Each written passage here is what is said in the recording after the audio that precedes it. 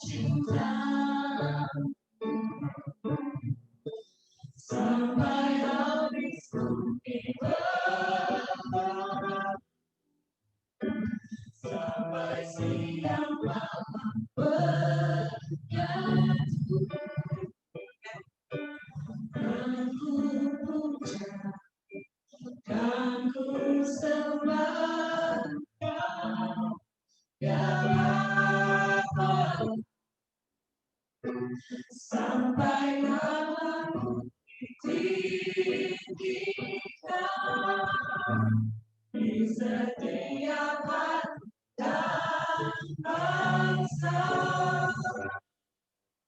Kasih sayang dan setiamu kan berdekat.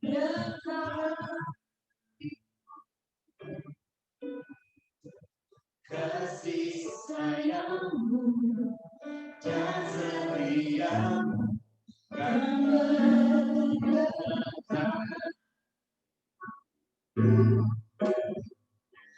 Kasih sayang dan setiamu kan berdekat.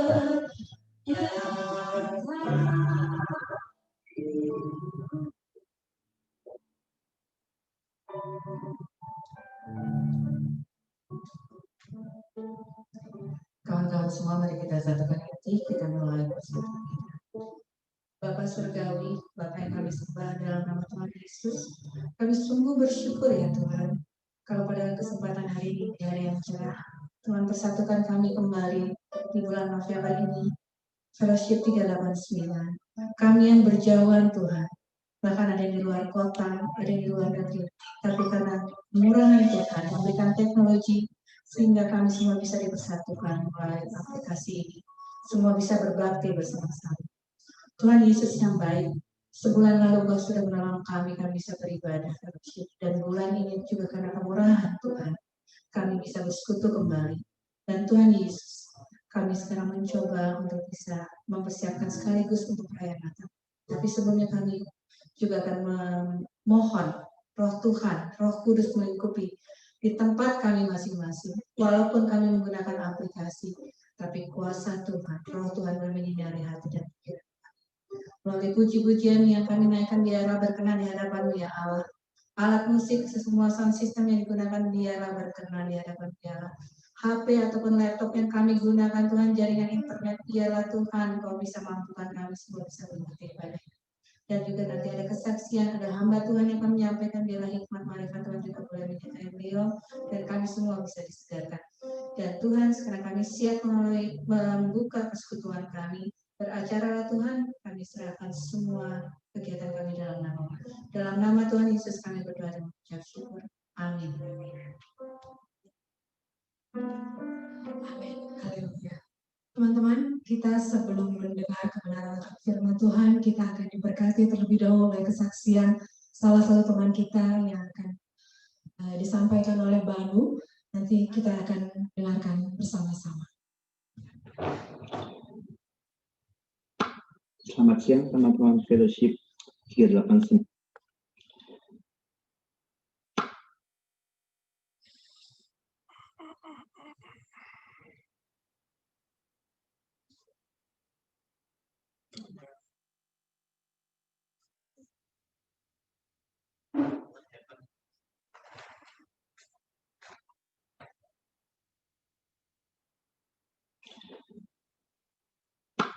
Selamat siang teman-teman Fellowship 389. Saya dengan Banu, minta maaf kalau saya belum bisa hadir pada kesempatan kali ini. Tapi saya mau share kejadian pada saat saya terkena wabah COVID. Jadi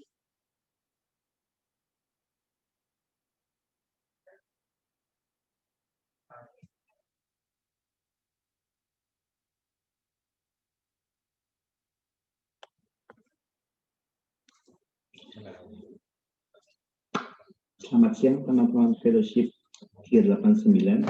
Saya dengan Banu, minta maaf kalau saya belum bisa hadir pada kesempatan kali ini. Tapi saya mau share kejadian pada saat saya terkena wabah COVID.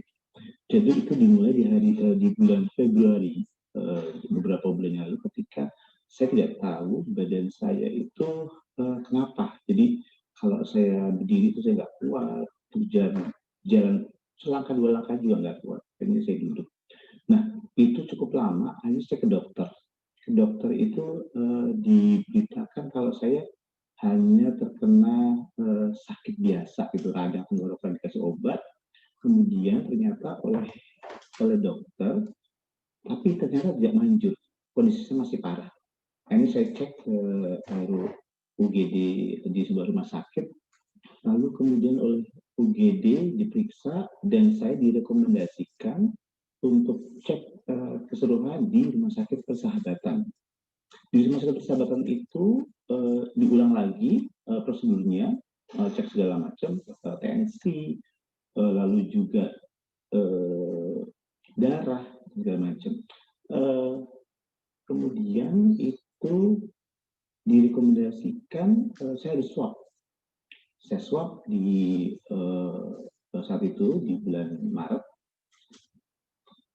Rumah sakit mengatakan bahwa kalau 2 minggu saya tidak dihubungi oleh pihak rumah sakit, artinya saya terbebas dari COVID.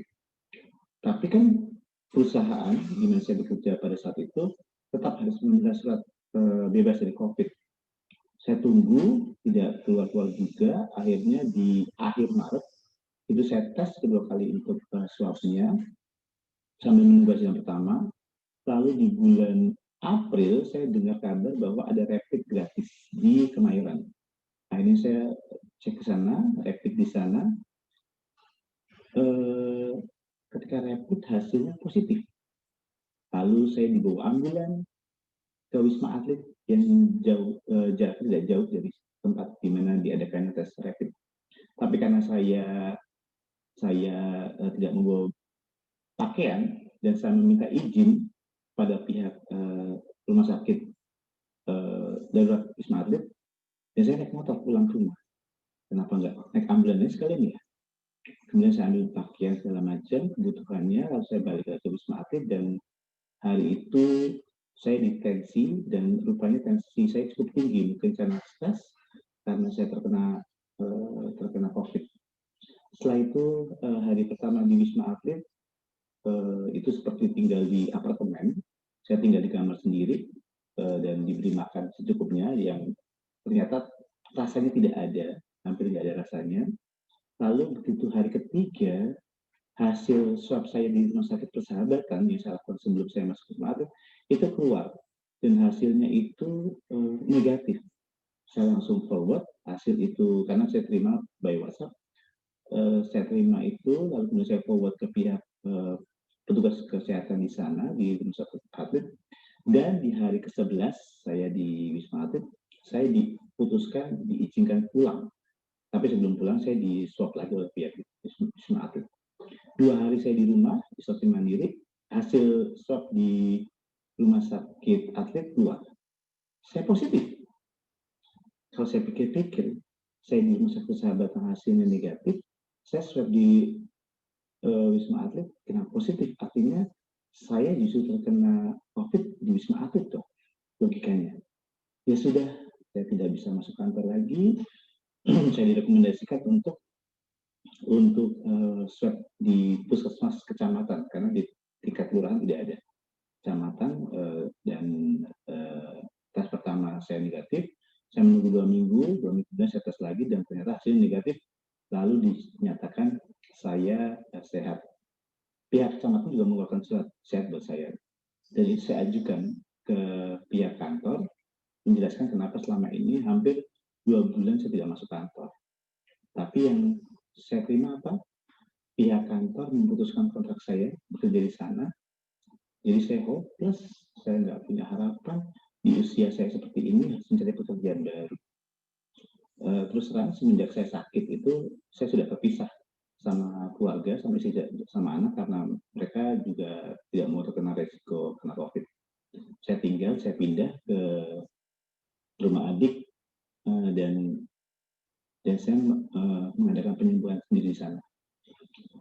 Saya banyak berdoa, saya tiap hari memulai rutinitas baru. Entah kenapa ada satu rasa yang muncul saat itu, bahwa saya takut dengan Tuhan, saya takut dengan dosa. Di saat saya sedang galau, saya mengirim lamaran dengan sikap apatis dan pesimis. Apakah ada perusahaan yang mau menerima calon karyawan berusia 50 tahun? Waduh, rasanya kok susah ya. Ternyata ada, teman-teman. Ada perusahaan yang meng-hire saya menjadi HRD, dan saya makin takut. Takut bukan karena apa, tapi takut sama kuasa Tuhan. Karena begitu dia punya mau, dia punya kehendak, tidak ada yang bisa menghalangi. Dan saya akhirnya bekerja di tempat baru dengan segala puji syukur, dengan semangat baru, dengan kekaguman sama karya Tuhan yang begitu indahnya. Dan semenjak itu, meskipun istri juga belum begitu saya bertemu, tapi saya tetap merasakan sukacita yang sangat-sangat. Mulailah saya dengan rutinitas baru di hari-hari ini, bangun pagi, masak nasi, kemudian berdoa rosario untuk mengucap syukur atas hari baru, untuk arwah adik saya yang sudah meninggal 1 bulan yang lalu, kemudian untuk anak istri juga, untuk keluarga semuanya saya doa rosario. Doa rosario selesai, saya kemudian baru jalan kaki, karena pihak rumah sakit Wisma Atlet waktu itu menyatakan bahwa kita harus rajin berolahraga supaya itu bisa membangun imun tubuh. Oh iya, saya lupa. Ketika saya keluar dari Wisma Atlet itu, saya juga diajak untuk menjadi donor plasma.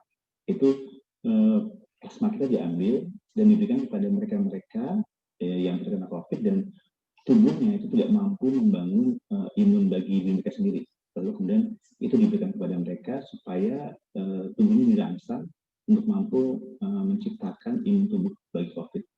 Dan itu sayang sekali, baru sekali saya menjadi donor plasma karena kemudian waktunya yang tidak memungkinkan saya untuk menjadi donor plasma. Jadi mereka di rumah sakit RSPAD itu hanya membuka dari pagi sampai sore, sedangkan saya bekerja Sabtu mereka tutup, jadi saya nggak bisa. Nah, kembali ke cerita tadi, rutinitas saya yang tiap hari yang berubah itu membuat saya tiap hari selalu penuh dengan sukacita, selalu penuh dengan puji-pujian. Dan kalau saat ini saya tidak bisa berkumpul dengan anak istri, ada satu hal yang tetap bisa saya lakukan, yaitu tetap menjadi orang baik. Itu tidak ada apapun yang bisa menghalangi hal itu.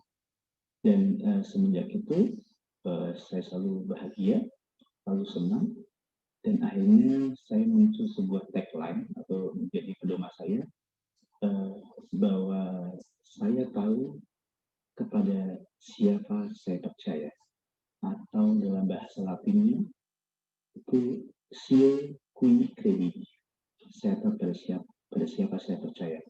Dan oleh karena itu setiap hari, setiap detik, setiap waktu saya menggantungkan arti kehidupan ini bukan kepada orang, tetapi kepada Tuhan. Kalau pada orang, ketika orang itu pergi, maka hilanglah arti kehidupan kita. Tapi kalau kita mengandalkan Tuhan, akan selalu ada harapan. Tidak ada jalan buntu. Akan selalu ada harapan bagi mereka yang percaya. Amin. Terima kasih untuk kesempatannya dan mohon maaf bila saya belum bisa datang. Selamat siang.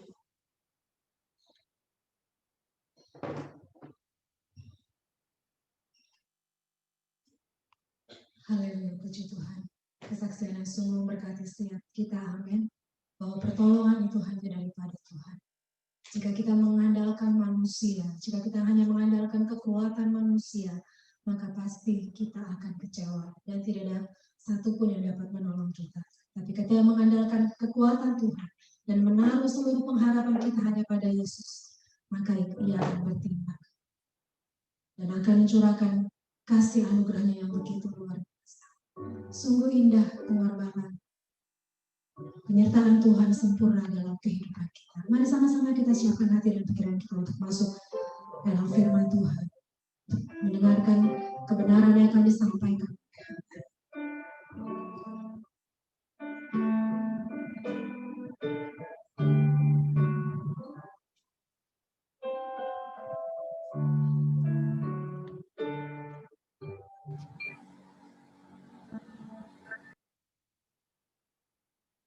Kemanakah aku dapat pergi menjauhi kamu yang suci dan sahabat, dan kau dekat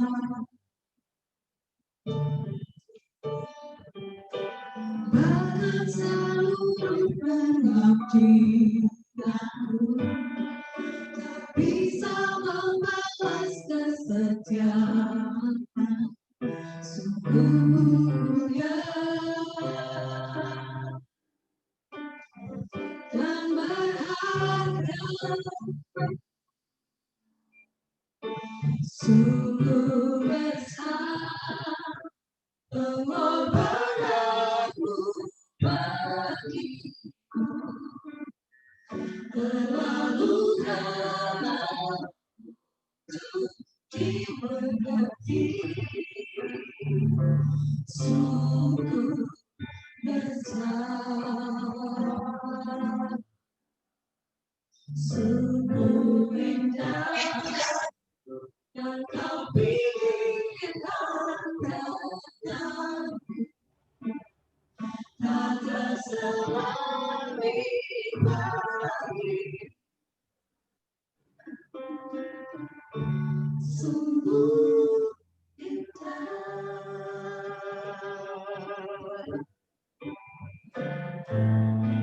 sungguh besar,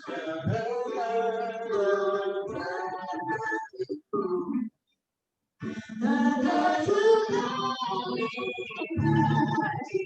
Ku mengerti, sungguh besar, sungguh indah yang kau pilihkan datang, tak terselami lagi. Sungguh indah,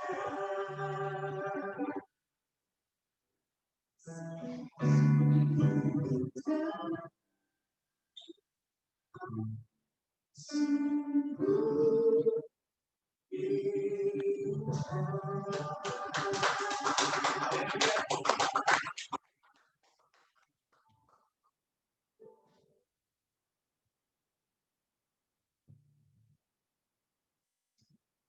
Silakan kepada hamba.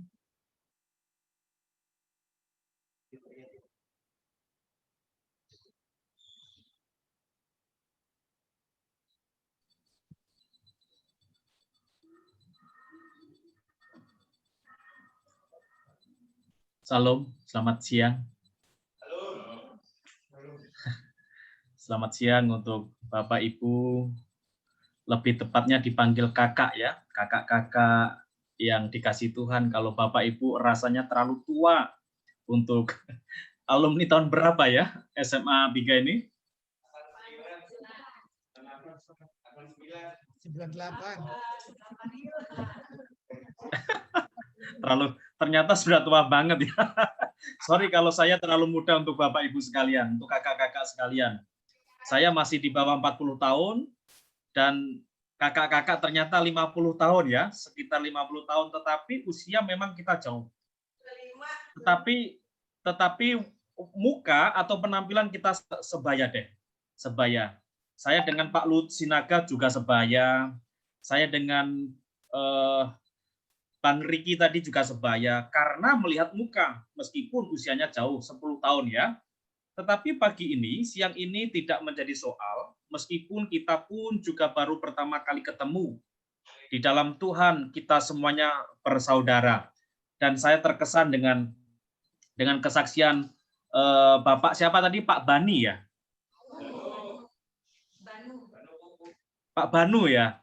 Pak Banu, aduh saya nggak bisa membayangkan betapa dia merasakan kegalauan, merasakan satu keputusasaan, tetapi itu hanya sementara karena dia yakin, percaya bahwa di balik semua peristiwa itu ada berkat Tuhan yang tersembunyi, ada berkat Tuhan yang terselubung.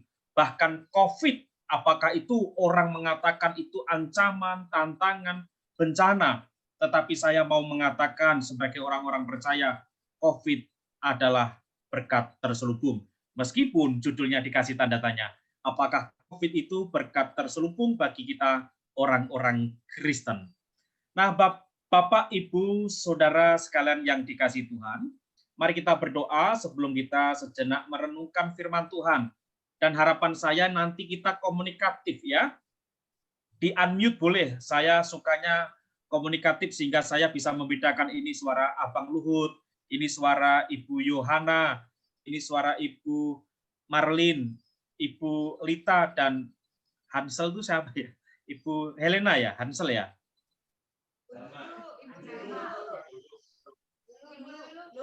Lulu Pak Pendeta. Oh iya, sorry, ini supaya dibuka. Saya kira nanti orangnya atau nggak ada kan saya nggak tahu. Saya sengaja memancing supaya keluar semua ya. Mari kita berdoa. Bapa yang di surga, Allah kami yang hidup, Allah kami yang menjadi sumber kekuatan kami, pengharapan kami. Siang ini kami datang kepada Engkau untuk kami boleh mengucap syukur atas setiap berkat Tuhan. Meskipun orang memandang itu bukan berkat, tetapi kami percaya bahwa di dalam Tuhan segala sesuatu mungkin terjadi, meskipun itu mustahil bagi akal dan pikiran kami. Ampuni kami Tuhan kalau selama ini kami meragukan kuasa Tuhan. Kami melalaikan firman Tuhan.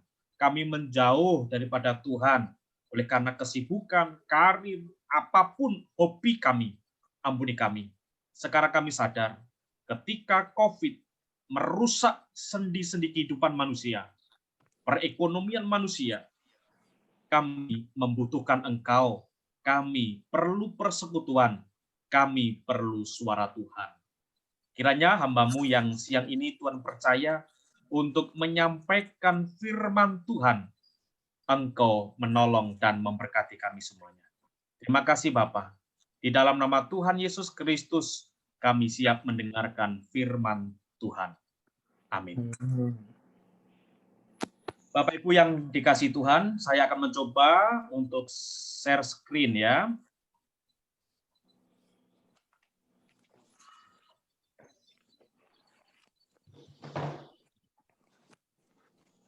Apakah saya bisa untuk share screen? Sebentar. Diizinkan? Ya, sebentar. Bisa ya? Belum.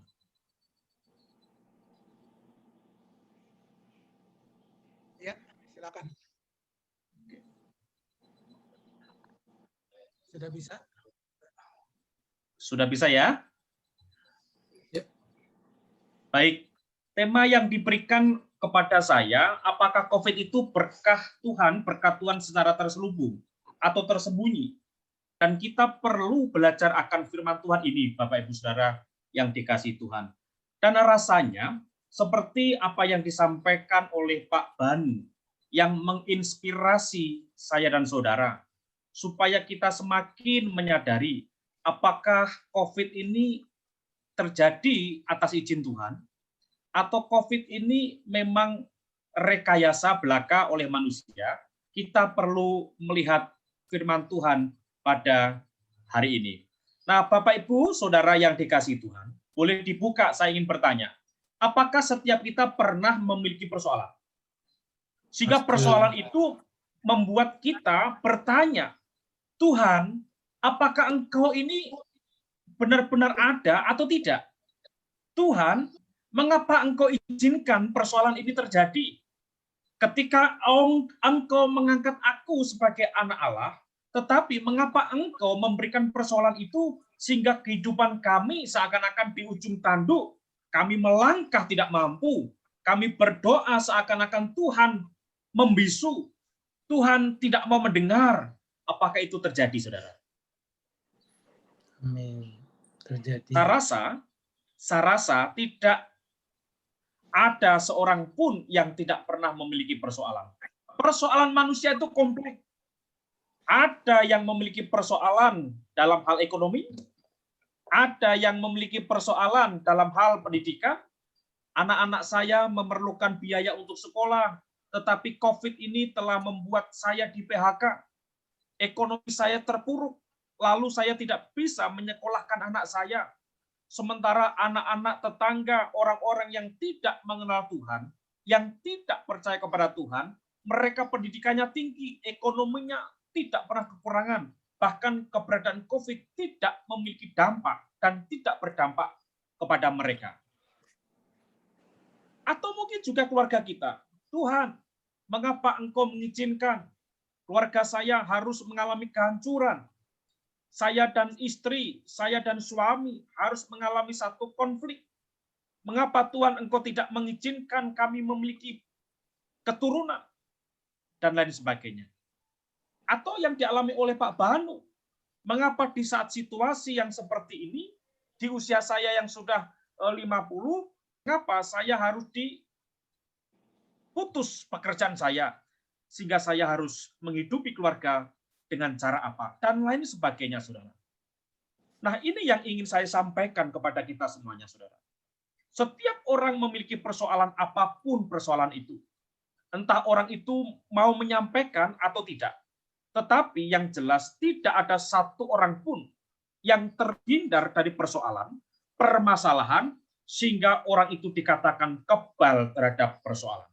Bukan hanya Bapak Ibu Saudara, sebagai orang Kristen, sebagai hamba Tuhan, sebagai pendeta, mempunyai masalah, tetapi kadang tidak disampaikan kepada jemaat, tidak disampaikan kepada orang-orang, karena hamba Tuhan meyakini jawaban, tempat curhat, tempat telepon, WhatsApp yang paling nyaman dan tepat adalah Tuhan. Sehingga untuk kita mengenal lebih dalam lagi, apakah COVID itu berkat Tuhan yang terselubung, maka kita harus mengerti persoalan hal ini. Mengapa sebagai orang Kristen, anak-anak Tuhan, yang katanya ketika kita berdoa, Tuhan akan memberikan jalan keluar, Tuhan menjauhkan dari sakit penyakit, Tuhan akan mencukupkan kebutuhan dan kehidupan kita, tetapi Tuhan izinkan persoalan terjadi dalam kehidupan kita sebagai orang Kristen, anak-anak Allah yang dikasihi Tuhan. Firman Tuhan mengatakan di dalam Pengkhotbah 3 ayat yang pertama sampai ayat yang ke-8, saudara.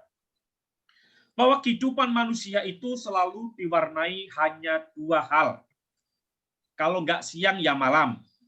Kalau nggak sehat sakit. Kalau nggak menangis tertawa. Kalau nggak laki-laki perempuan. Meskipun sekarang banyak perempuan jadi-jadian dan cowok jadi-jadian. Banyak, saudara. Mereka yang cowok tidak puas dengan keberadaan gendernya. Kalau malam namanya Santi, kalau siang namanya Santo. Banyak, saudara. Mereka tidak mengikuti kodrat ilahi. Padahal di dalam Pengkhotbah 3 ayat yang pertama sampai ayat yang ke-8, bahwa dalam kehidupan manusia selalu ada dua sisi. Ada pertemuan, ada perpisahan. Ada tawa, ada tangis. Ada sakit, ada sehat. Ada kaya, ada miskin. Sehingga ini yang harus kita sadari. Bahwa jikalau Tuhan mengizinkan persoalan terjadi, baik itu secara ekonomi, keluarga, pendidikan, pekerjaan, maka harus ingat bahwa kehidupan itulah yang benar adalah selalu dipenuhi oleh dua hal yang Tuhan izinkan terjadi. Sehingga saudara, atau oleh karena itu, jikalau kehidupan kita mengalami satu kehidupan dengan keberadaan COVID yang membuat kita terpuruk, yang dulu kita banyak uang, sekarang harus ikat pinggang, harus dikencangkan betul-betul, yang dulu kita suka ke mall, sekarang nggak ke mall, Karena memang mal masih ditutup mungkin, bukan karena nggak punya uang, atau kalau kita dulu suka berpergian kemanapun, menghabiskan uang, tetapi dengan adanya COVID, kita mengalami kemerosotan secara ekonomi, maka jangan seperti istri Ayub, di mana di dalam Ayub pasal yang kedua, ayat yang ke-9, dikatakan Ayub itu istrinya mengalami kegoncangan iman. Mereka tidak siap menerima keadaan. Dia tidak siap menerima keadaan. Istri Ayub tidak siap hidup sengsara.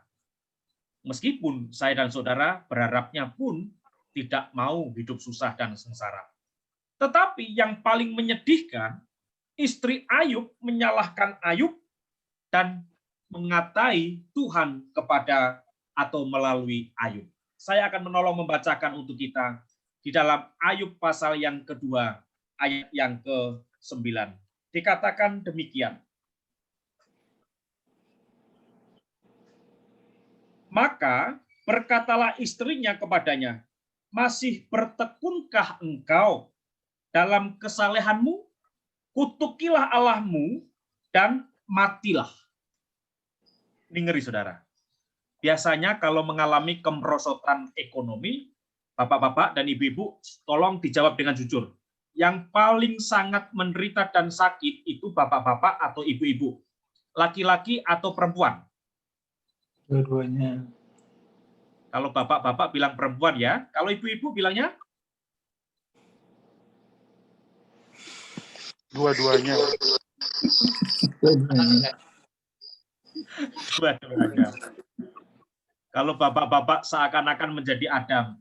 Siapa yang makan buah pengetahuan yang baik dan yang buruk?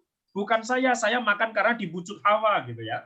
Lalu Hawa berkata, bukan saya, karena ular itu yang membujuk saya. Itulah ciri-ciri manusia. Sukanya yang enak, dan kalau ada persoalan, maunya menyalahkan orang lain. Puji Tuhan, di persekutuan alumni SMA 3 Jakarta, tidak ada yang seperti ini. Kalau di depan banyak orang. Tetapi kalau di tempat tidur merenung, Tuhan, mengapa Engkau izinkan terjadi? Aku nggak kuat, Tuhan. Tuhan, katanya Engkau sayang aku, tetapi mengapa Engkau izinkan saya tidak memiliki apa-apa? Gara-gara COVID hampir 8 bulan ini, semuanya membuat kita melupakan Tuhan, bisa menyalahkan Tuhan. Hati-hati Bapak Ibu, Saudara yang dikasihi Tuhan Yesus Kristus. Sebagai anak-anak Tuhan, kita mungkin mengalami degradasi hal yang demikian. Tetapi mari, khususnya bapak-bapak, ketika istri kita, ketika salah satu anggota keluarga kita, apapun dan siapapun itu, harus ada yang seperti Ayub. Ketika istri Ayub menyalahkan Tuhan, tidak mau menerima yang buruk, dan imannya mulai goyah, maka Ayub di dalam ayat yang ke-10 dikatakan apa? Tolong dibacakan, supaya tidak ngantuk. Tolong dibacakan itu. Dalam kesemuanya itu Ayub tidak berbuat dosa dengan bibirnya. Ya, mulai dari tetapi jawab Ayub. Oh. Tetapi jawab Ayub kepadanya. Kepada istrinya. Oke. Ya. Kau berbicara seperti perempuan gila. Apakah kita mau menerima yang baik saja, tetapi tidak mau menerima yang buruk? Dalam kesemuanya itu, Ayub tidak berbuat dosa dengan bibirnya. Iya, dikatakan firman Tuhan, kalau ngomel-ngomel terus, menuntut berkat Tuhan terus, dan tidak mau suka menerima kenyataan hidup, maka kalau perempuan ngomel-ngomel terus, dikatakan apa firman Tuhan? Seperti perempuan apa? Perempuan gila. Bukan saya yang mengatakan, tetapi Pak Luhut Sinaga ya, bukan saya ya. Engkau berbicara seperti perempuan gila, bukan saya. Tapi Pak Luhut pun bisa mengatakan itu firman Tuhan gitu ya. Engkau ngomel-ngomel terus, maunya enak. Kau ingin mau kayak perempuan gila saja. Apakah kita mau menerima yang baik saja, tetapi tidak mau menerima yang buruk? Ayub berkata kepada istrinya, dalam kesemuanya itu, Ayub tidak berbuat dosa dengan bibirnya. Hati-hati. Lagu sekolah minggu mengatakan demikian. Hati-hati gunakan mulutmu, hati-hati. Hati-hati gunakan tanganmu. Semuanya Tuhan ingatkan, tubuh kita ini adalah tempat bersemayam Roh Allah, karena kita adalah bait Allah. Yang pertama, jikalau kita menghadapi persoalan dengan dampaknya COVID yang merajalela ini, maka jangan kita mengalami kegoyah iman. Jangan kita hanya menerima baiknya saja. Jangan kita menyalahkan Tuhan, tetapi siapa tadi? Pak Banu memberikan kesaksian yang indah. Dikatakan Pak Banu tetap yakin akan kuasa dan pertolongan Tuhan. Pak Banu yakin dalam setiap kesempitan yang ada, selalu ada kesempatan. Ketika belum COVID, Pak Banu mungkin merasa aku kuat, gagah, sehat. Tetapi ketika COVID menyerang dirinya, atau menyerang siapapun, orang akan mencari Allah. Tuhan, aku perlu Engkau. Aku butuh Engkau. Dan ketika Tuhan memberikan jawaban atas doa kita, Pak Banu mengatakan, Tuhan, aku semakin takut dengan Engkau. Di saat aku mengalami sakit karena COVID, dinyatakan positif oleh karena COVID, aku semakin takut dengan Engkau. Tuhan menyembuhkan, Tuhan memberikan pekerjaan baru di usia yang ke-50. Ini enggak main-main. Ini kesaksian yang luar biasa. Kita harus yakin akan kuasa dan pertolongan Tuhan dalam setiap hal, yang mana Tuhan tidak dibatasi oleh apapun. Kuasa dan pertolongan Tuhan tidak bisa dibatasi oleh siapapun. Kuasa dan pertolongan Tuhan tidak dibatasi situasi dan kondisi apapun. Orang boleh takut karena COVID, tetapi Allah kita lebih hebat, berkuasa besar dibandingkan COVID. Amin. Amin. Allah kita lebih dahsyat. Dan Allah kita mengizinkan COVID terjadi supaya umat Allah yang jauh daripada Allah mendekat dan mencari Allah. Amin. Yang tidak pernah membaca firman Tuhan, membaca firman Tuhan. Yang dulu bermalas-malasan ketika belum COVID ke gereja, malas-malasan, melayani Tuhan, malas-malasan. Sekarang dengan adanya COVID, keluarga membentuk mezbah untuk berdoa. Mereka dulu malas, sekarang rajin ke gereja meskipun itu secara live streaming atau online. Dan mari janji kepada Tuhan, Tuhan, kalau memang Tuhan mengizinkan COVID ini selesai dimanapun, maka saya ingin setia di dalam Tuhan. Janji di dalam hati saudara. Tetapi janji itu harus dipenuhi oleh kita yang berjanji. Kita harus yakin, jangan menyalahkan Tuhan. Keyakinan kita harus kita tanam. Karena Filipi 4 ayat yang ke-13 mengatakan, segala perkara dapat kutanggung di dalam Dia yang memberi kekuatan kepadaku. Segala perkara, bukan hanya enaknya saja. Segala perkara termasuk ketika kita menderita. Segala perkara tidak hanya ketika kita punya uang. Tetapi ketika kita tidak punya uang, susah, kita mampu berkata, dapat kutanggung di dalam Dia yang memberi kekuatan kepadaku. Bahkan firman Tuhan di dalam Yoel 2 ayat yang ke-30. Ketika orang mengatakan tidak mungkin masih ada mujizat, karena COVID sudah membuat Indonesia terpuruk. Jangankan Indonesia, Amerika yang negara besar, negara maju pun dibuat lemah, loyo oleh karena COVID. Tetapi firman Tuhan mengatakan, dan Tuhan berkata demikian, aku akan mengadakan mujizat-mujizat di langit dan di bumi.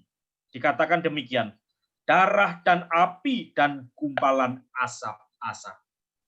Jadi Tuhan tidak dapat ditebak oleh siapapun. Akal pikiran kita nggak mampu menyelami pikiran Tuhan. Dan yang harus kita perhatikan, ketika Allah mengizinkan COVID terjadi, orang Kristen harus berani berkata, ini adalah berkat Tuhan yang terselubung, yang mana rancangan Tuhan adalah yang terbaik untuk umat yang dikasihinya. Dan kalau kita meyakini bahwa segala perkara dapat ditanggung di dalam Tuhan, di mana Tuhan mampu mengadakan mujizat-mujizat di mana orang tidak mampu memikirkan hal itu, maka kita harus menyerahkan kekhawatiran kita. Apakah tahun depan COVID hilang atau belum? Apakah perekonomian kami tahun depan kembali pulih atau belum? Segala itu, kekhawatiran itu terjadi bukan hanya untuk saudara. Saya sebagai pendeta pun mengalami kekhawatiran. Tetapi supaya kita tidak jatuh dalam dosa oleh karena kekhawatiran yang meremehkan kuasa Tuhan, maka kita harus menyerahkan segala kekhawatiran saya dan saudara kepada Tuhan, sebab Ia yang memelihara saudara dan saya. Katakan amin jikalau saudara mengimani ini. Amin. Amin. Harus yakin saudara. Dan pagi ini saudara, 4 ini, saya akan menyampaikan rahasia besar yang Allah ingin sampaikan kepada kita. Ada 4 rahasia besar supaya ketika kita terpuruk, mukjizat tetap terjadi.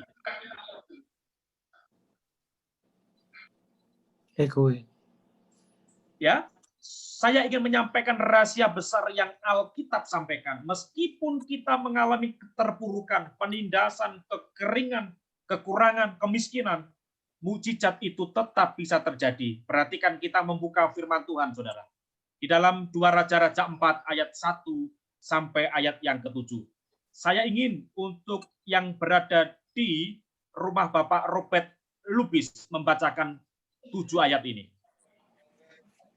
Dan dimohon untuk mendekatkan mikrofonnya supaya saya melihat, karena yang di meja itu adanya makanan dan minuman secara jasmani. Tetapi makanan minuman secara rohani nggak ada kayaknya. Silakan ambil Alkitab.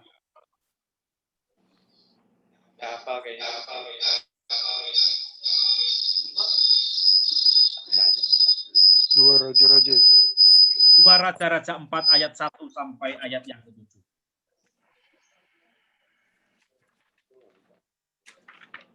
Minta maaf kalau saya harus seperti ini. Karena firman Tuhan rasa yang besar yang harus saya sampaikan. Tolong dibacakan dengan keras. Minyak seorang janda, salah seorang Feedback dengan punya Pak Riki. Ya. Salah seorang dari istri-istri para nabi mengadukan halnya kepada Elisa sambil berseru, "Hambamu, suamiku, sudah mati dan engkau ini tahu bahwa hambamu itu takut akan Tuhan. Tapi sekarang penagih hutang sudah datang untuk mengambil kedua orang anakku menjadi budaknya." Jawab Elisa kepadanya, "Apakah yang dapat kuperbuat bagimu? Beritahukanlah kepadaku apa-apa yang kau punya di rumah." Berkatalah perempuan itu, "Hambamu ini tidak mempunyai sesuatu apapun di rumah kecuali sebuah buli-buli berisi minyak." Lalu berkata Elisa, "Pergilah, mintalah bejana-bejana dari luar dan daripada segala tetanggamu, bejana-bejana kosong tetapi jangan terlalu sedikit. Kemudian masuklah, tutuplah pintu sesudah engkau dan anak-anakmu masuk. Lalu tuanglah minyak itu ke dalam segala bejana, mana yang penuh angkatlah. Pergilah perempuan itu dan padanya ditutupnya lah pintu sesudah dia dan anak-anaknya masuk, dan anak-anaknya mendekatkan bejana-bejana kepadanya, sedang ia terus menuang. Ketika bejana-bejana itu sudah penuh, berkatalah perempuan itu kepada anaknya, 'Dekatkanlah kepadaku sebuah bejana lagi,' tetapi jawabnya kepada ibunya, 'Tidak ada lagi bejana.' Lalu berhentilah minyak itu mengalir. Kemudian pergilah perempuan itu, beritahukannya kepada abdi Allah, dan orang itu berkata, 'Pergilah, jualah, bayarlah hutangnya, dan hiduplah dari lebihnya, engkau serta anak-anakmu.'" Amin. Amin. Terima kasih Ibu. Firman Tuhan di ayat-ayat yang sudah kita baca tadi, itu ada 4 prinsip. Meskipun mengalami keterpurukan dalam segala hal, khususnya di dalam ekonomi, akan bisa tetap menghasilkan atau menghadirkan mujizat Tuhan, yang pertama langkah yang harus diambil adalah datang pada alamat dan pribadi yang tepat.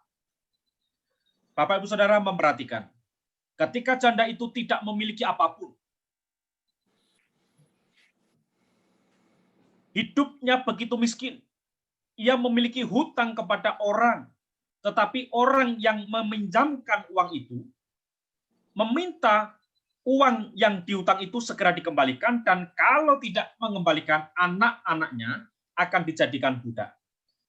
Janda ini mengalami kebingungan, bagaimana mungkin aku bisa membayar sementara aku nggak memiliki apa-apa. Tetapi kalau aku nggak mampu membayar, anak-anakku jadi budak dan jadi korban. Mungkin ini juga terjadi dalam kehidupan saya dan saudara. Bagaimana mungkin saya bisa membayar hutang, sementara cicilan rumah, cicilan mobil, cicilan apapun, itu tetap berjalan, sedangkan pekerjaan dan gaji saya harus berkurang. Firman Tuhan ini mengajarkan kepada saya dan saudara untuk datang kepada alamat dan pribadi yang tepat.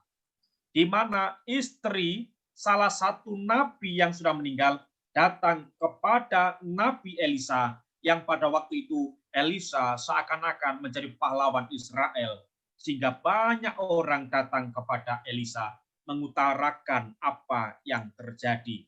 Sehingga Elisa memberikan solusi. Di dalam ayat yang pertama sampai ayat yang kedua dikatakan, salah seorang dari istri-istri para nabi mengadukan halnya kepada Elisa sambil berseru, "Hambamu, suamiku, sudah mati. Dan engkau ini tahu bahwa hambamu ini takut akan Tuhan. Tetapi sekarang penagih hutang datang untuk mengambil kedua orang anakku menjadi budaknya." Jawab Elisa, "Apakah yang dapat kuperbuat bagimu? Beritahukanlah kepadaku." Dan ayat yang ke-2b, "Hambamu ini tidak punya sesuatu apapun." Tidak punya sesuatu apapun. Lalu Elisa berkata, "Kalau memang kamu nggak punya, apakah kamu memiliki satu botol keempat minyak yang kecil?" "Ya, cuma ada itu satu." "Pinjamlah kepada tetanggamu." Maka akhirnya si janda ini menghasilkan dan menghadirkan mujizat karena ia datang kepada pribadi yang tepat, di mana Allah memakai Elisa. Sekarang kita punya Tuhan Yesus Kristus. Tuhan kita Yesus Kristus pun pernah bersabda di dalam Matius 11 ayat yang ke-28, "Marilah datang kepadaku semua orang yang berletih lesu, berbeban berat, maka aku akan memberikan kelegaan kepadamu." Maka mari saudara, contohlah Pak Banu, ketika ada persoalan, sama yang dilakukan seperti janda, mencari Tuhan, pribadi yang paling tepat untuk mendatangkan mukjizat Allah. Jangan lari kepada mantan pacar ya.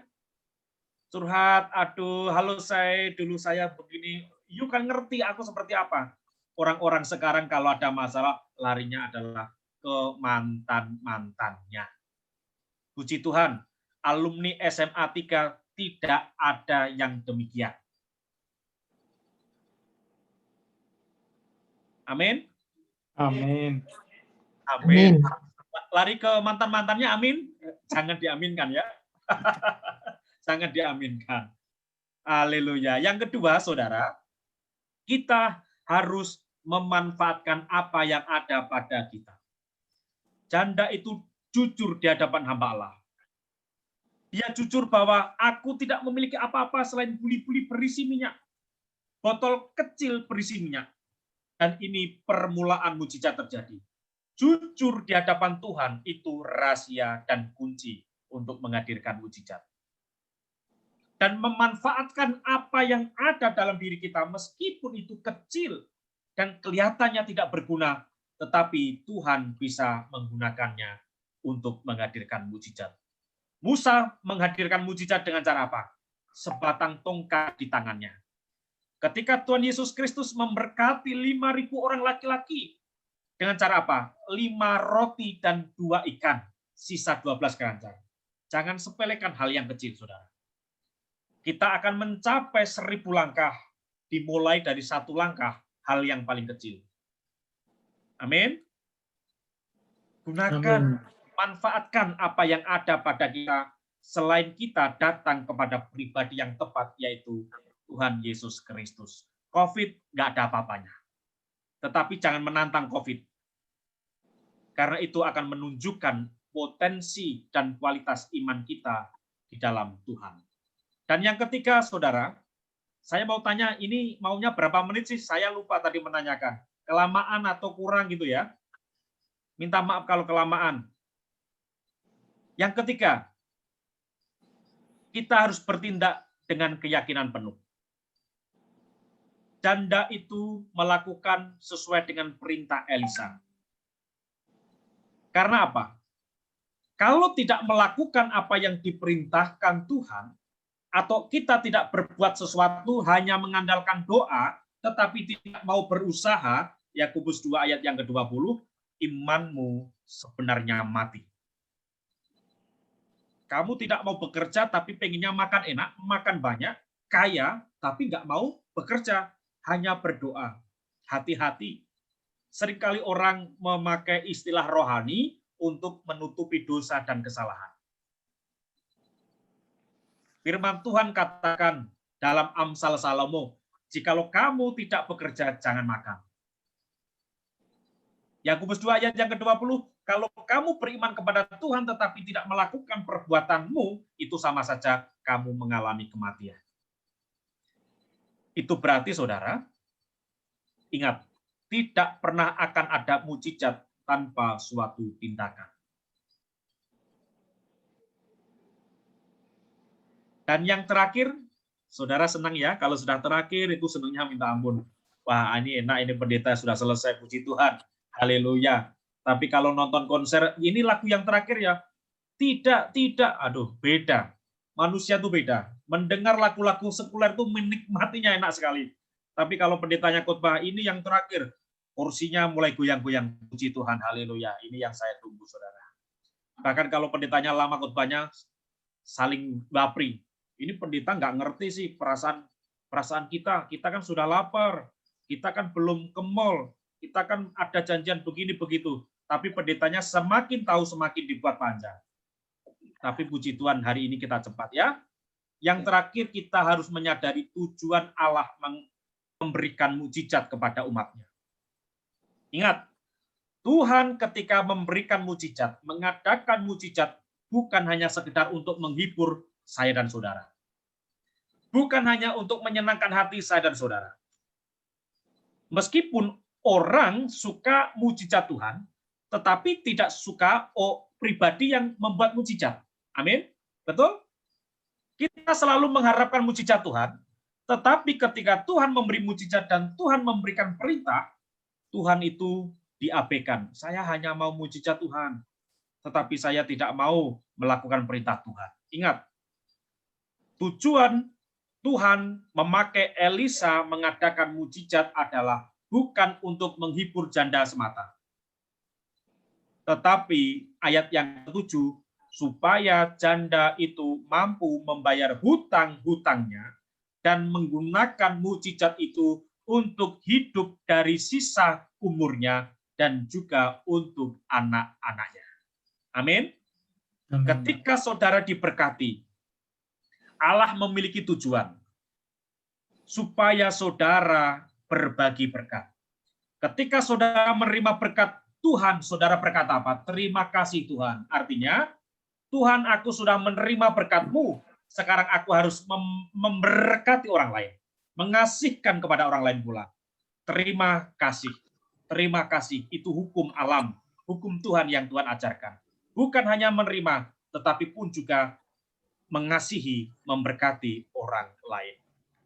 Dan nama Tuhan juga supaya dipermuliakan di dalam kehidupan saya dan saudara, supaya banyak orang percaya kepada Tuhan, bahwa Tuhan mengasihi saya dan saudara, bahwa Tuhan sangat-sangat mencintai saya dan saudara, dan Tuhan rindu supaya setiap umat yang mengasihi Tuhan memperoleh berkat-berkat Tuhan. Meskipun orang berkata itu buruk, tetapi Allah yang baik tidak akan memberikan yang buruk kepada umat yang dikasihinya. Satu hal yang ingin saya sampaikan sebelum saya mengakhiri firman Tuhan pagi ini. Perhatikan di dalam 2 Tesalonika 2 ayat 9-12. Jangan kita terperangah dengan hanya mujizat saja. Kenapa? Karena setan pun dapat membuat mujizat. Dapat memberikan kekayaan. Sehingga banyak anak Tuhan tertipu karena karya jahat iblis. Ketika Tuhan Yesus dicobai oleh iblis, Tuhan Yesus dikasih iming-iming. Jikalau engkau menyembah aku, maka aku akan memberikan apa yang ada di seluruh bumi ini.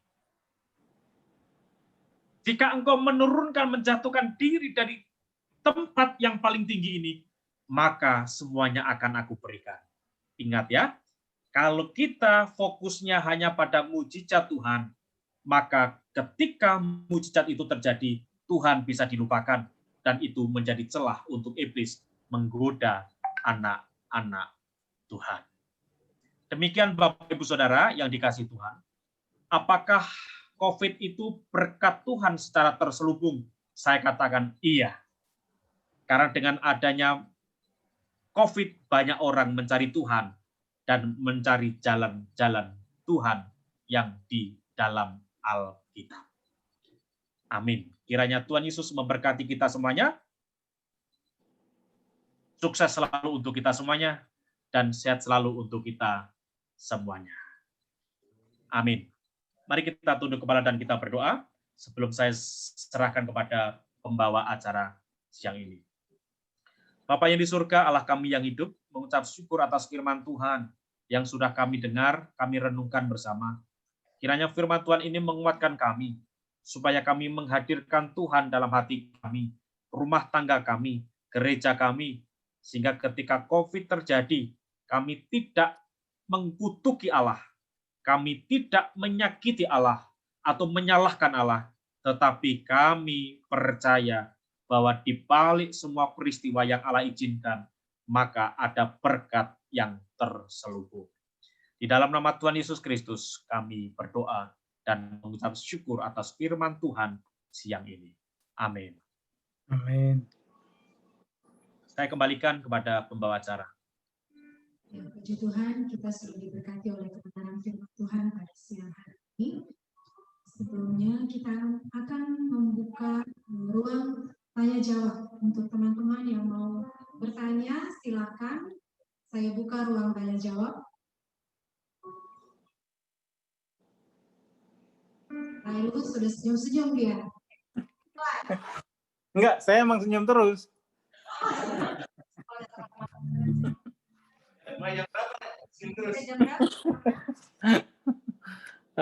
Mungkin saya ini tanya kalau nggak ada teman yang ini, saya duluan sesuai yang apa yang tadi disampaikan oleh Pak Pendeta, dan kemarin tuh ada di WA group juga di fellowship ada yang posting, yaitu dari kecenderungan manusia gitu kan, dari Mazmur 73, itu pergumulan dan pengharapan. Jadi sama aja seperti mungkin saya sinonimkan nih COVID ini dengan pergumulan yang mendera manusia gitu. Justru manusia itu begitu dia mengalami suatu pergumulan, kecenderungannya adalah melihat ke kiri dan ke kanan sekitarnya gitu. Bahkan dia sampai dengan istilahnya mempertanyakan, komplain kepada Allah gitu. Why kenapa kau harus melalui ini semua gitu kan? Dan dia bisa menunjuk orang di sekitarnya gitu. Sedangkan orang itu orang yang tidak mengenal Allah, tidak menjalankan perintah-perintah Tuhan, seperti di Mazmur 73 disebutkan di sini, mereka mereka itu Dia pembual-pembual, kaya raya, sehat-sehat, terkenal gitu. Jadi tidak seperti apa yang dilakukan oleh itu tadi, istri dari nabi itu tadi. Dia tidak kembali istilahnya introspeksi diri, dan karena dia tahu itu abdi Tuhan Elisa, dia menyampaikan keluhannya kepada Elisa. Tapi ya kecenderungan kita orang ya saya sendiri mungkin ya dalam kehidupan sehari-hari gitu. Kayaknya aku lebih rajin nih ke gereja nih daripada dia nih. Tapi dia nggak pernah gereja, fine-fine aja. Terus naik Rolls Royce, Alphard gitu kan, gitu. Kayaknya nggak ada masalah gitu. Gimana kita bisa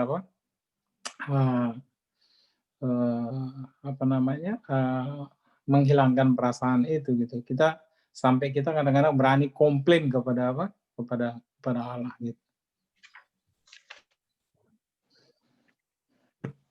Cukup, Pak? Iya, saya kira itu.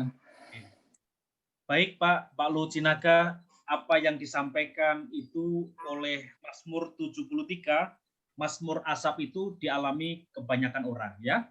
Iya. Kebanyakan orang. Kenapa orang yang tidak setia kok mengalami keberhasilan? Mengapa saya yang setia kepada Tuhan justru terpuruk hidupannya? Satu hal yang ingin saya sampaikan. Tujuan kita ikut Tuhan Yesus Kristus, pengen kaya atau ingin menyembah Dia? Ingin sukses atau ingin menyembah Dia?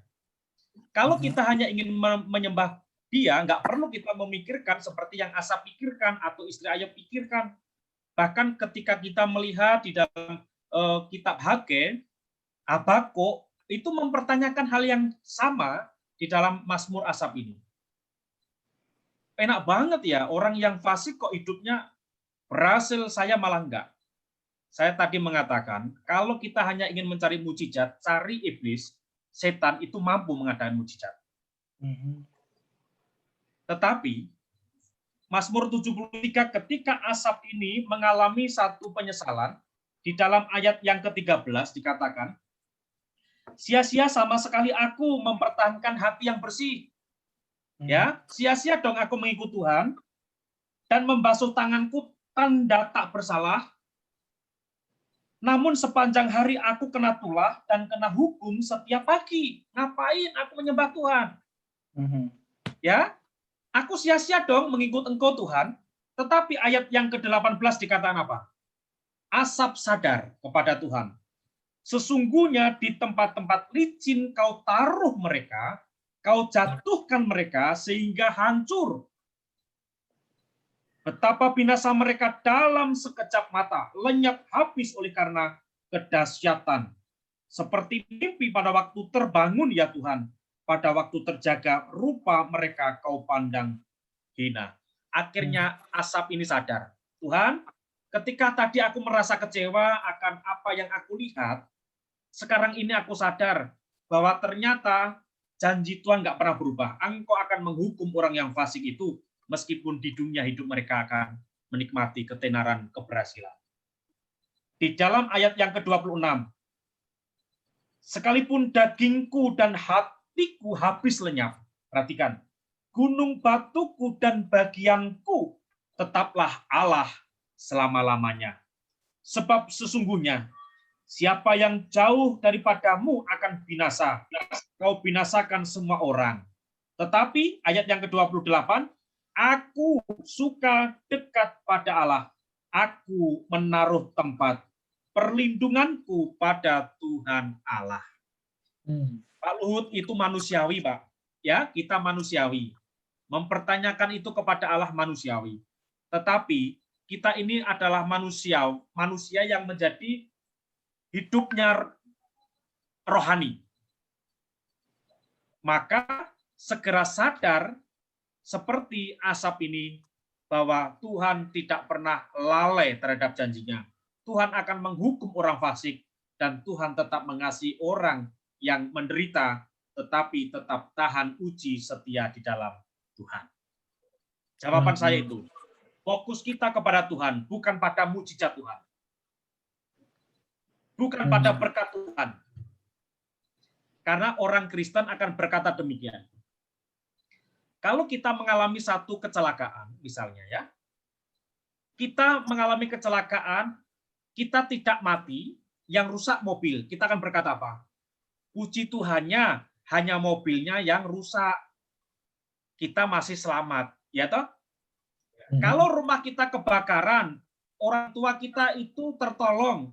Puji Tuhan hanya rumah yang terbakar. Orang tua saya, istri saya, anak saya masih diselamatkan Tuhan. Ini ciri orang Kristen. Meskipun secara materi kita rugi, tetapi selalu berkata, puji Tuhan, hanya rumah yang terbakar. Istri, suami, anak, orang tua diselamatkan Tuhan. Saya rasa itu, Pak. Oke, Pak. Terima kasih. Ya, terima kasih. Boleh tanya, boleh. Boleh tanya, Pak, Pastor. Boleh, Pak. Saya diundangkan untuk ditanya, Pak. Silakan, Pak, maju ke depan, Pak, supaya suaranya jelas, nggak jauh. Tema yang hari ini kita bahas mengenai COVID sebagai suatu berkat terselubung. Saya mengimani bahwasannya Tuhan turut bekerja dalam segala hal untuk mendatangkan kebaikan bagi orang yang mengasihi Dia. Di Roma 8 ayat 28. Namun ada sedikit sesuatu yang menjadi pertanyaan buat diri saya secara pribadi kalau dikatakan bahwasannya COVID adalah berkat yang terselubung. Mungkin bagi kita yang beriman percaya Tuhan, semua kita yang ada di sini maupun ada di teman-teman di fellowship, acap kali kita melihat bahwasannya ini satu bukti kita harus kembali kepada Tuhan, gitu. Untuk kembali membangun tadi kesempatan Tuhan. Mungkin kita yang selama ini abai untuk minggu ke tempat ibadah, tapi dengan adanya COVID ini mengingatkan kita kembali bahwasannya kita harus kembali kepada Tuhan. Kita harus berserah kepada Tuhan. Namun yang menjadi pertanyaan saya adalah, kalau dinyatakan ada berkat di balik COVID ini, bagaimana dengan orang-orangnya? Kayak saudara saya ada yang kemarin Dokter Leopold itu meninggal, gitu kan. Bagaimana saya bisa menjelaskan kepada mereka bahwasannya karena COVID itu satu berkat bagi mereka, gitu. Sementara mereka dalam keadaan kedukaan akibat COVID. Nah, ini yang menjadi pertanyaan saya juga sih, Pak. Apakah bagaimana kita menyikapi ini, Pak? Terima kasih, Tuhan memberkati. Baik, pertanyaan yang begitu berbobot dan berkualitas, ya. Ketika saya memiliki tangan, tetapi tangan ini tidak saya fungsikan, ini berkat atau tidak? Ayo dijawab. Tidak. Tidak. Ketika saudara memiliki Alkitab, tetapi Alkitab ini nggak pernah dibuka, nggak pernah dibaca, ini firman Tuhan atau enggak? Hanya buku. Ya, hanya buku. Bahkan buku primbon yang mencari ini apa sih rahasianya? Oh, bintangnya ini saya harus begini. Hanya buku atau primbon. Tetapi kalau kita mengatakan COVID itu adalah berkat Tuhan yang terselubung, adalah cara kita menghadapi COVID. Ya, COVID kan satu penyakit atau virus yang berbahaya. Cara kita menghadapi COVID dengan akal sehat yang disertai dengan iman, sehingga ketika COVID itu terjadi, mungkin kita berkata itu berkat terselubung. Itu menghadirkan hadirat Tuhan. Tetapi bagi orang yang sudah terkena, bahkan meninggal karena COVID, apakah itu berkat? Itu pertanyaan orang yang nggak mengenal Tuhan, saudara. Yang jelas, ketika COVID terjadi dan menghabisi nyawa orang, adalah tujuan kita diciptakan Tuhan itu untuk apa harus kita ingat. Satu ya, satu pertanyaan sebelum saya kembali ke situ. Bapak, Ibu, Saudara, ketika saudara dulu memutuskan untuk menikah, tujuannya apa? Ayo dijawab. Tujuannya apa? Pak Luhut, tujuannya menikah apa dulu, Pak? Tujuannya menikah. Waktu itu belum ada tujuannya, Pak. Oh, belum ada tujuannya ya? No. Tentu membangun suatu rumah tangga yang baik, yang istilahnya yang baik, terus punya masa depan yang lebih baik juga, mempunyai keturunan gitu. Jadi ya secara ininya begitu logikanya gitu. Ya. Logikanya seperti itu ya.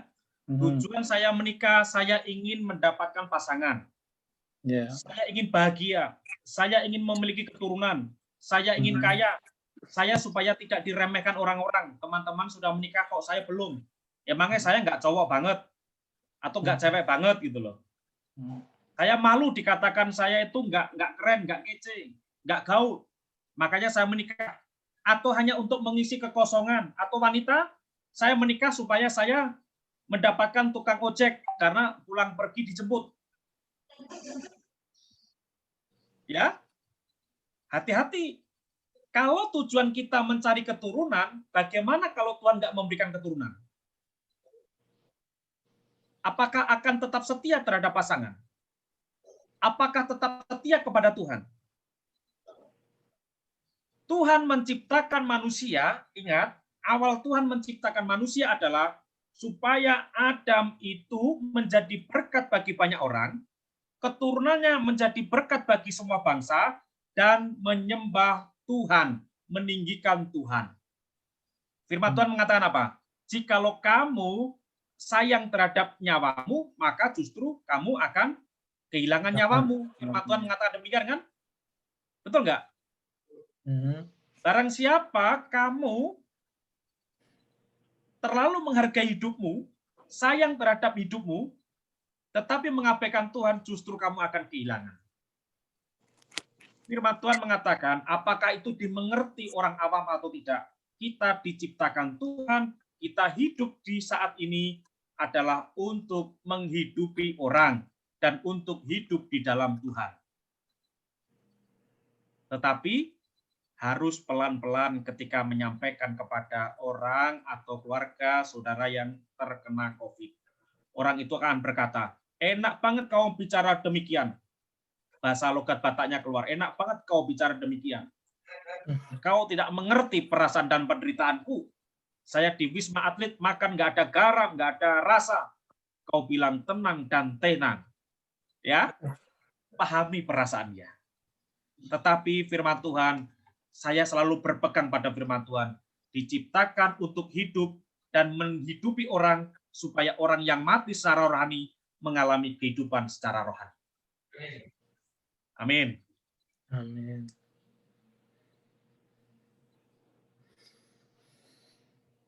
Boleh tanya, mumpung saya belum tidur. Boleh, Bu Lita, silakan. Siapa saja silakan. Ya silakan teman-teman, masih ada yang mau bertanya? Vera, Rita, atau Hana, dan Elizabeth, Selma, Marlene, Vera tadi udah disebut. Ya, masih ada yang mau bertanya, silakan.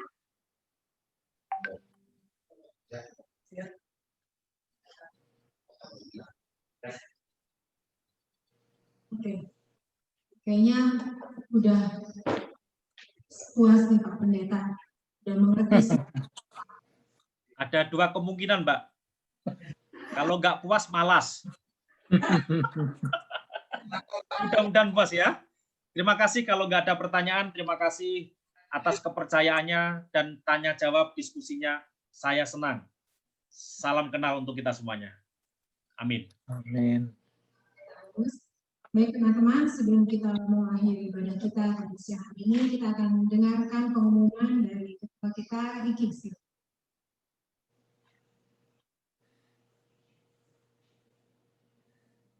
Puji Tuhan, terima kasih buat pelayanan Pak Pendeta Agus Pandrino, buat kami Fellowship 389. Terima kasih Pak, puji Tuhan.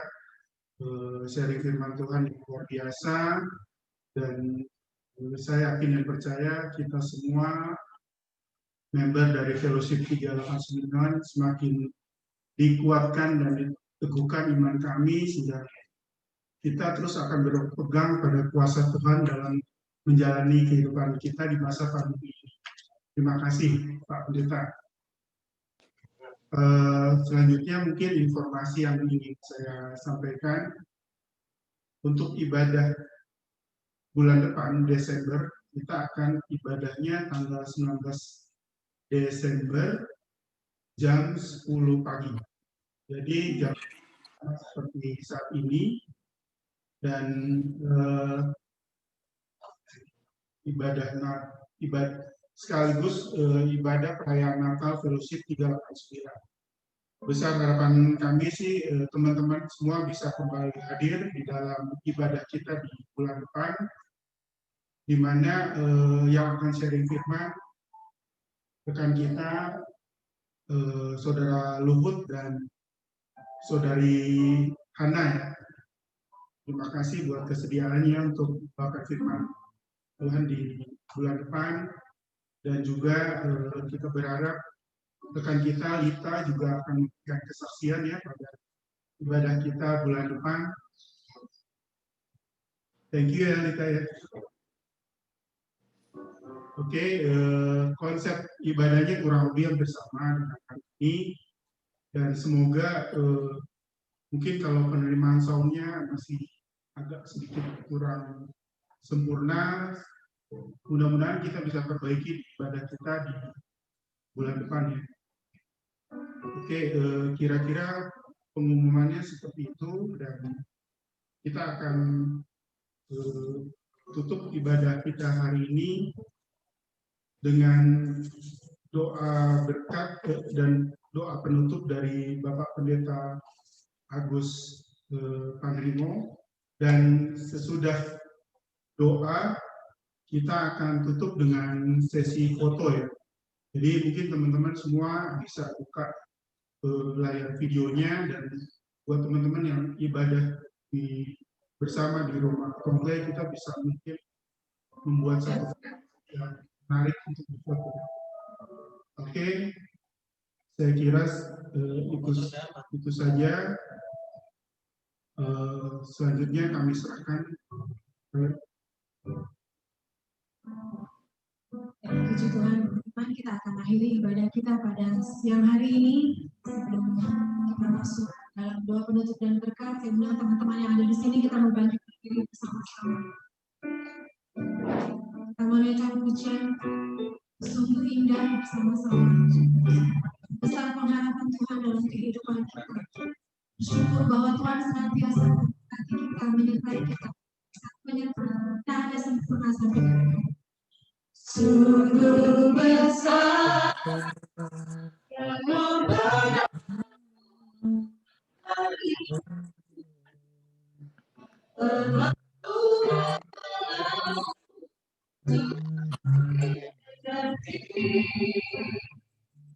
sungguh besar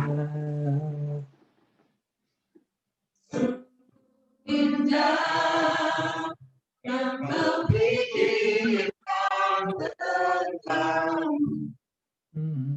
kata selalu bagiku.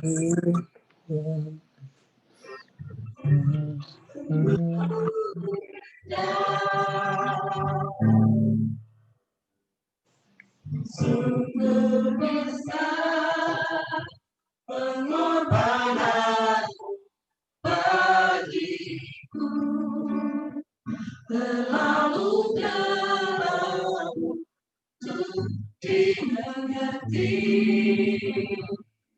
Sungguh besar,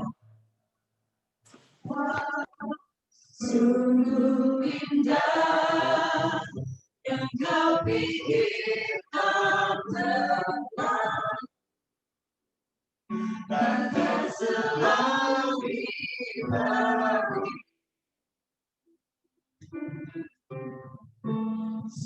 sungguh indah.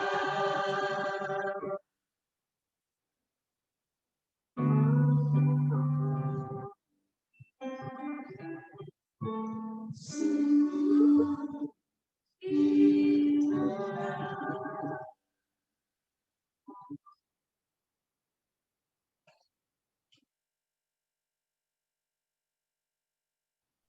Mari kita berdoa. Segala puji hormat dan syukur kami naikkan kepadamu, ya Allah. Engkau Allah yang sungguh indah dalam kehidupan kami, sehingga kehadiran Engkau mewarnai kehidupan kami. Kehadiran Engkau memberikan perubahan dalam keluarga kami. Kehadiran Engkau menghadirkan sukacita di tengah duka cita yang ada. Sungguh kami bersyukur punya Allah seperti Engkau. Allah yang mengerti setiap jerih lelah kami, penderitaan kami. Allah yang menyelamatkan kami atas kuatnya cengkeraman dosa dalam hidup kami. Sehingga siang ini kami beberapa anak-anak Tuhan, alumni SMA 3 Jakarta, tetap mengadakan persekutuan di dalam Tuhan karena kami menghargai karya besar Tuhan. Keselamatan Tuhan, berkat-berkat Tuhan yang sejak kami lahir sampai detik ini terus kami nikmati. Bapa yang di surga, kiranya siang ini kami berdoa untuk setiap anak-anak Tuhan yang hadir di persekutuan hari ini. Tuhan memberikan masa depan yang cemerlang. Tuhan memberikan kesehatan yang luar biasa. Tuhan memberikan kedamaian hati. Tuhan memberikan keharmonisan keluarga mereka. Tuhan memberikan jaminan keselamatan kekal bersama dengan Bapa di surga. Dan kami juga berdoa untuk sahabat-sahabat kami yang siang ini tidak bersama dengan kami.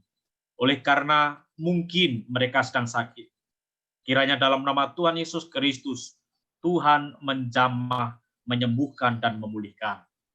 Kalau mereka sibuk oleh karena pekerjaan, Tuhan memudahkan setiap jerih lelah mereka. Kalau mereka sibuk dengan yang lain karena hobi, Tuhan ingatkan kembali. Atau mungkin karena mereka berusaha untuk menyenangkan diri sendiri, mengabaikan hidup di dalam Tuhan, ketuk hati mereka.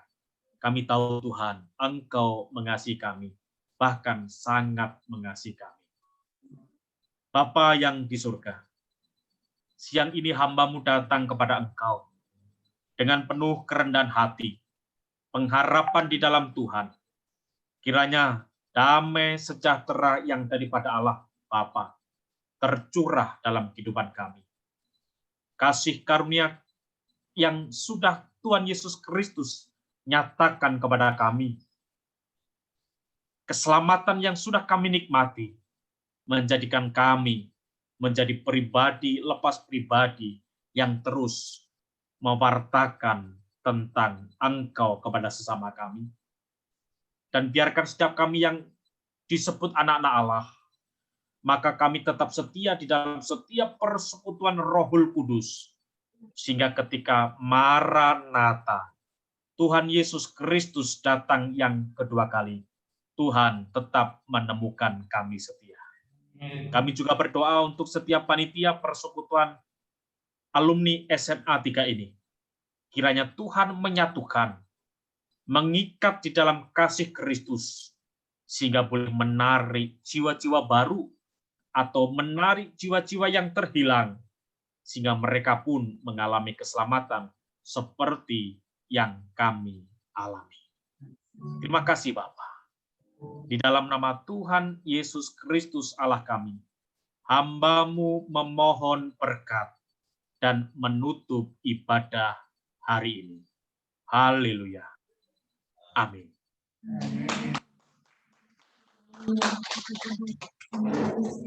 Kita mau foto bersama. Terima kasih, Pak Agus. Sama-sama Ibu Lita, Tuhan memberkati. Sama-sama. Ya, oke. Goodbye. No. Vera. Makan, Tria, makan. Oh. Kamu sih jangan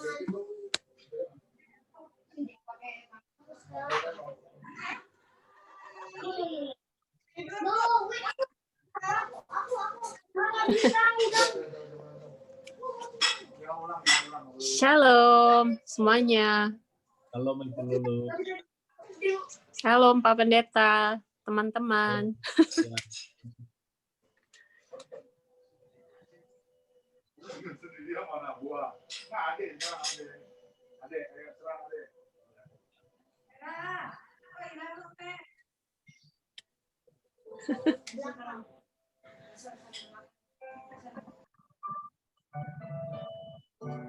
Cuma satu ya.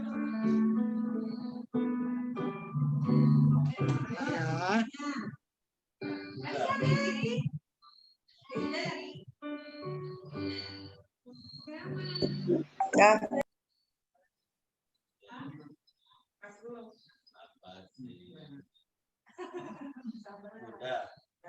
Sekali lagi ya. Dihitung dong. Hah? Dihitung? Hitung ya. Habis mesti ada yang ini. Oh, dari sini. 3, 2, 1. Ayo dong. Yang mana?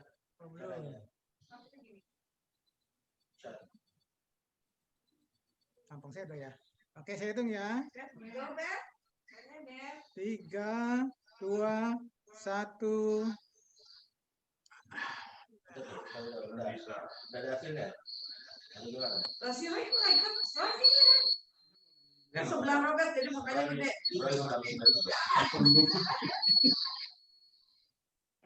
Sekali lagi ya. Ulang lagi. Tadi udah ya, tadi udah. Lagi ya.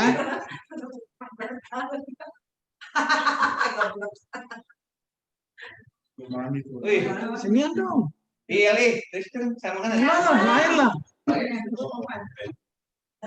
Justru duduk di depan kali. Iya. Justru di depan begini. Udah.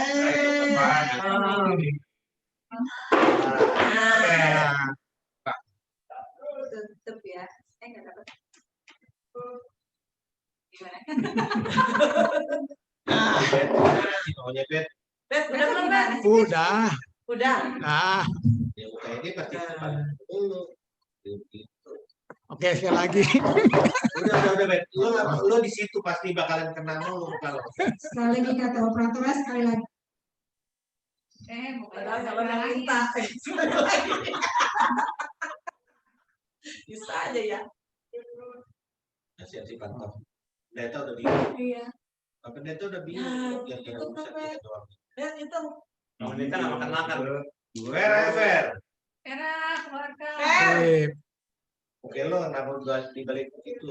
Lagi di itu San Francisco. Lagi di SF ya? Udah. Ya. Oke. Bye-bye. Terima kasih Pak Pendeta Agus. Terima kasih Pak Pendeta Agus. Makasih semua, makasih Pak Pendeta. Makasih semua. Semuanya. Terima kasih. Bye bye. Elis, Rita. Salam sehat semuanya ya. Saya mohon. Selamat istirahat, Luhut tidur. Dalamnya dibuka diri ya. Saya live dulu ya. Itu udah ada. Makasih Pak Agus. Terima kasih semuanya. Saya live dulu. Tuhan Yesus memberkati. Tuhan memberkati Pak Agus. Terima kasih Pak. Tuhan Yesus memberkati pelayanan Bapak. Dadah semuanya, sehat semua besok bulan depan ya. Amin. Amin. Live ya, bye.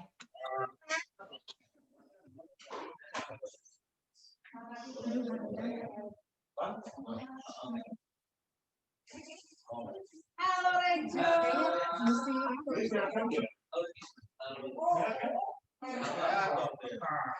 Pas lu pasti gak mau makan dia.